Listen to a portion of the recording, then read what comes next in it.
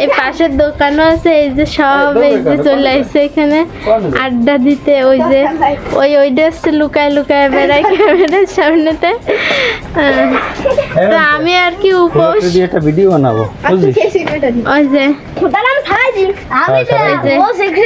সৈন্য সদস্য সৈন্য সামন্ত, এই যে কেলানো মশাই, এই যে আমি আমার দেখা যাচ্ছে, দেখা যায় কালা কালা দেখা যাচ্ছে, এমনি কালা আরো বেশি কালা দেখা যাচ্ছে।